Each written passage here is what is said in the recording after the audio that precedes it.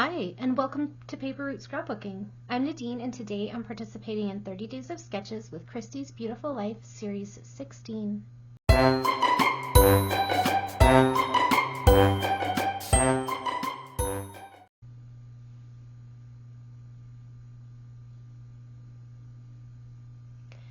Hello everyone, and welcome to my channel. I'm Nadine, and today we are going to be working on another wonderful sketch from 30 Days of Sketches. Today I am working with sketch 27 by Terry Rice, and I will have her channel linked below. And I'm going to make it super quick. I already did a scrapbook live with my store. You can find my store page linked below if you want to go check that out. Anybody can watch. It's a public page. You don't have to like shop at the store or anything, and we just love to have people check in. I was working with smaller paper pad sizes this month. That was our series. So I was using 6x8 paper pads to make 12x12 layouts. So if you're interested in that, go check it out. And yeah, so I'm gonna make this super quick as I can because I'm kind of short on time. We also had a nice long visit with my mother-in-law. She had a rough day today, so I don't have a ton of time, and this layout is perfect for that because it's going to come together super quick. I already got my journaling on, and we're just going to power through. So Terry's sketch today had this 8x10 photo space here and a bunch of 3x4 photos. And it's another double page, of course. Series 16 is all about the double page. So if you're interested in the sketches, please go to that show more or more button under the video where the description box is, and you can find links to the Facebook group where you'll find all the sketches, and a link to Christy's YouTube channel where you can find the collaborative playlist. You just hit play and you can watch all of the people who are contributing their videos on how they interpreted the sketch. If you are coming here from Christy's playlist, welcome. I'm super happy to have you here. If you like what you see, you are welcome to hit that subscribe button. I would love to have you. So here I was working with all 4x6 photos for this series that I had pre-printed before I got a photo printer. So I didn't have an 8x10 photo to work with, and that was okay. I just took four 4x6 photos, cut them down to 3.5x5, and made a photo grid that was roughly 8x10. And I did 4 parade photos on this side, and then I took some that I could cut down a bit smaller and made a bunch of 3x4 photos from that same parade. I'm working with Disney photos this time. I'm using this really old Disney paper that I had in my stash, and it is from Sandy Lion. Do you guys remember them? I think they might still make stickers actually, but they used to actually have licensed paper that I think I actually bought at Disneyland. So this is from Disneyland, California, and it had this intended to be a double page spread, but weirdly it wasn't 12 inches. So when I laid it down on top of my white cardstock, it did not reach the end of my paper. So do you see how it still makes a heart in the middle? So it was like a 1/4 inch too small on either side. So all I did was I cut like a 1/2 inch off the top and then made it so that there's like a 1/4 inch up here, 1/4 inch down here, and then that 1/4 inch on the outside just didn't matter because it was really thin paper, so I didn't want it to just be my background anyways. I wanted it mounted on cardstock. So that worked out in my favor, I guess. And then it kind of did the work for me already. Interestingly enough, as old as this paper is, if I hold it up to the camera, I think you can see that the patterning in the background is like it's distressed and stuff. So you can see the licensing brand there where it says copyright, which is fine. I don't mind it being there. And then it's like got some distressing back there, and then the pattern changes and whatnot. It's kind of interesting. And then there's like even a shadow behind Prince Charming. I don't know, it's kind of neat. And over here Snow White is with Dopey, and over here she's with Prince Charming. There's a little border along the side. I felt like they did a lot of the work for me. So yay, Thank you, Sandy Lion. So that's how my layout started. And then with so many photos on there, I don't feel like I have a ton to do. On the sketch, Terry put her title up here, but I didn't feel like I had a ton of space up there. So I just used this space over here and used 2 different sizes of white thickers to write my title. I didn't have any E's left, so this is actually, the Z was like a handwritten one, and so I cut it to look like an E. That's how I got that. The journaling she had was down here. I didn't use, like, she looks like she put some border strips of some sort here.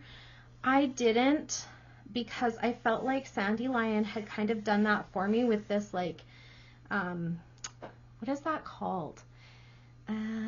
Lattice kind of print down here. So I just left it because I felt like, as I said, the work was kind of done for me. And then she had 2 kind of embellishment spots here and here. And again, I feel like Sandy Lion did that for me with Snow White here and Snow White here. Title. And then, like I said, I did the journaling. I put it down there already. For my journaling, what do you guys do when you do journaling about something like a parade? Because I was a bit stumped for a few minutes. I usually, when I do my journaling, I always say to people, when people ask during my classes or whatnot, I'll say, just write down what you would tell people if they were looking through your photos, like what, and they said, like, what are these pictures all about? And so I was like looking at it and I'm like, I don't know, I would just say it was a Disney parade. And like, who are the characters, I guess, maybe? So what I did was I went on and I remembered what this parade was called, and I'm not sure why I remembered that. It seems like a bit of a weird thing to remember, but I did remember it was called the Sound-tastical Parade, and maybe because I thought that was a really fun word, and I like language, so maybe that's why it stuck. But I went and looked it up, and I was able to find information about who created the parade, what their motivation was, all this information, and I was like, and the lineup of floats. So I thought that was really kind of fascinating, and although my photos show like a lot of who was in the parade, like which characters are in my photos, I don't have all of them. So I was like, that's really fun, because I wrote like Soundtastical Parade, which I already remembered, and I was going to put that in my journaling, but I was also able to put in, like, it was based on Disney music from the various movies. The parade started with a float featuring the cast of Frozen, which I didn't take pictures of that. And then everybody's favorite mouse, leading drummers down the street to hype up the crowd. Minnie, Pluto, Chip and Dale, and Goofy followed close behind. I don't have any pictures of that. And then after Mickey and Friends came up, Aladdin, Ariel, Donald, and the 3 Caballeros, Snow White, Cinderella, Sleeping Beauty, Belle, Rapunzel, Lion King, Jungle Book, Princess and the Frog, Peter Pan, and ended with the characters from Mary Poppins. So although only some of those characters are highlighted here, I still got all of that information from online. I thought that was great. I'm like, yay, I have so much information here. So you can look up that kind of stuff online. So I thought I would share that because I'm like, I like that. I like that there's more information in my journaling than what I had, first of all, in my memory, because this was 10 years ago, so my memory ain't that good. So yeah, there's a little tip for you. If you're struggling to remember something from 10 years ago, a lot of that information is online. So go look it up and put it in your book so that when you're trying to tell the story and your memory is fading like mine, the information is there for you. So that's kind of cool, right? Now, I forgot to set my date stamps, so I'm going to have to do that after I turn off the camera. I'm going to set my little sketch up here, and I am going to start putting my layout embellishments on. So the first thing I'm going to start with is my doilies. I want to get some doilies on here. I feel like this particular parade with all the princess pictures, I took pictures of the princesses and the things that I liked because especially on this trip, my boys were older and I didn't get to do those kinds of things. Just, that's not what they were interested in. They just wanted to do the rides. They didn't want to do character greetings. especially did not want to go visit princesses. But I did get to see the parades, so, you know, took pictures of what I wanted. That was kind of where I got to have a little bit of, what was I going to do? I was going to go over here. So yeah, that's why there are a lot of, like, you know, not just princesses, but Tinkerbell is in there. Sebastian. I loved The Little Mermaid. Mary Poppins was another favorite of mine. So the pictures of the parade definitely reflect my interests at Disney, whereas a lot of our other photos very much reflect what, you know, what the kids were wanting to see and what we were doing and that sort of thing. So I'm just picking a few spots to put some, I mean, like I said, a lot of the work is done for me. I'm just going to add a few things here and there, and we'll just spice it up a little bit. So I'm just going to pick 3 spots to put a doily as a little bit of a cluster base. I love these Doodlebug doilies. I know I've said it before, and I'll say it a million times, especially the white ones. And if you only have a small budget, buy the white ones because you can ink them any color that you want, and they'll go a longer way. Okay, so those are my 3 spots that I am choosing. This one I'm going to move down a little bit. It's a little too high up. And that is exactly what I knew would happen, and that's okay, because guess what? I'm just going to turn it. Just going to spin it a little bit. There we go. Okay, better. I like it better. So those are my 3 spots. Those back in there, and then I'll show you what else I got. So I have these 3 stickers that I pulled off of one of the sticker sheets. I have 3 tickets that kind of match with those little leaves. I have 3 Disney princesses that were on this clear, they're clear stickers from this sticker sheet that is from EK Success. And then I have some acrylic shapes. One is a bow, 2 are flowers.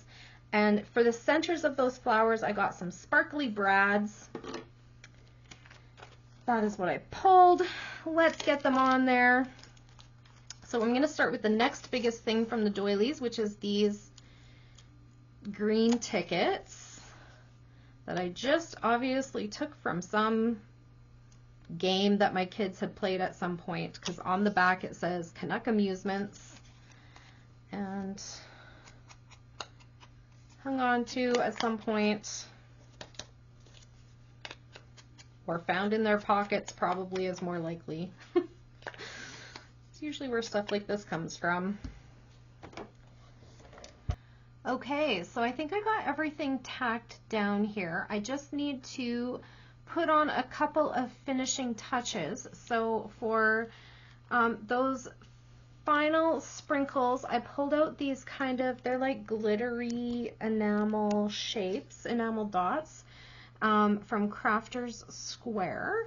And I'm just going to put a few around each little embellishment spot.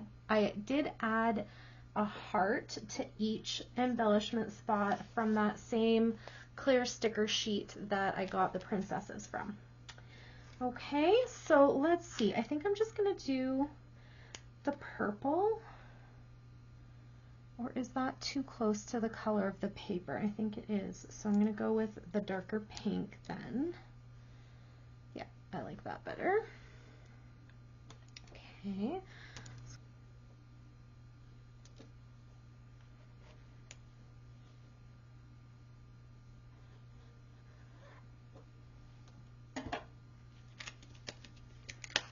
All right, so there we go.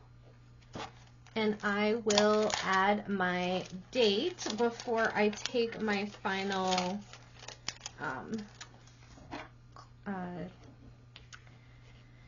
detail shots of the layout. So thank you so much for hanging out with me again tonight. I really appreciate it.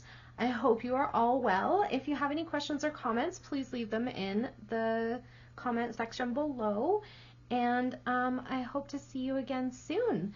So I hope you all have a great evening. Bye for now.